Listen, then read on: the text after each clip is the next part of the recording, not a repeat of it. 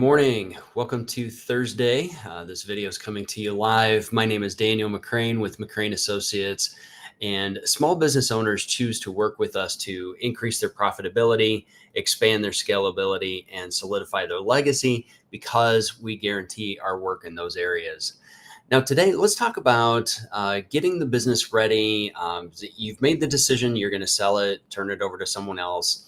And one of the things they are going to want to know is what are the financials of the business? How well has it performed in the past?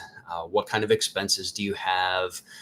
If they have to take out a loan to buy the business from you, will the business be able to pay that loan? Those kinds of things. That's what the buyer is looking for when you're trying to sell your business.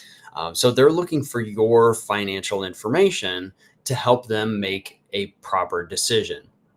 So you need to have some clean financials as you're going into this sale. Now, I cannot tell you how many times somebody comes into the brokerage office and we ask for those financials, we ask for those tax returns, and they say, well, my tax returns have all been convoluted. It's been mixed in with my own personal. Or it's mixed with other businesses. And so it's all mixed together. I can't separate out the taxes. You can't have the taxes. It won't make any sense anyway. And so it's same thing because of the profit and loss. It's all in the same place. So they try to write us stuff on the back of a napkin or a piece of paper. So we get these handwritten notes about what they think they made in their business before they sold it. Look, if you're going to sell your business, you need to make sure that you have clean financials so the buyer knows exactly what they're going to get. Do you want to sell your business fast? Do you want to sell it for greater value? You need to show the value of your business. So here's what you need to do. Going into a sale, if you think that 3 years from now, I might be selling this business, perfect. That's the time to start separating the financials of everything that you have going on.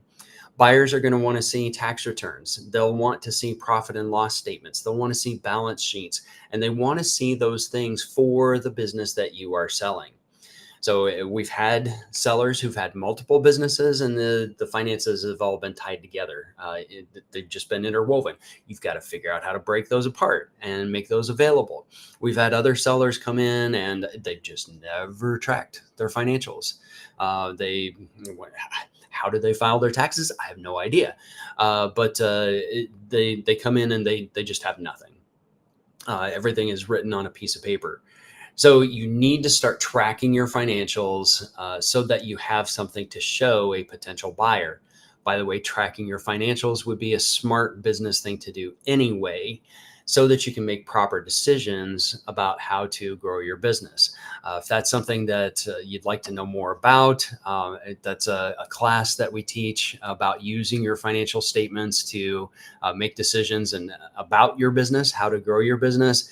We'd be glad to talk to you about taking that short class. But you need to have profit and loss statements, balance sheets, and tax returns would be ideal. Those are the things that you want to show a buyer so that the buyer can make an informed decision about buying your business. Look, buyers don't come into our office asking for a job. They're not buying a job. They don't want to buy a job. They want to buy an income stream from an existing business. And so you need to demonstrate that you have a valid income stream coming from your business. Now, look, I'm a business coach and consultant. One of the things I do is I help people lower their taxes.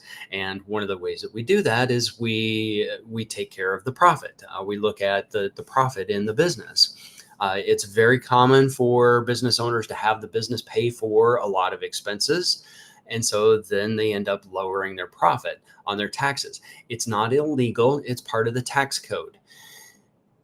The flip side of that, though, is when you show that there's no profit in the business, the buyer's hesitant about buying that business from you. So it's a trade-off. You have to figure out how to balance these things.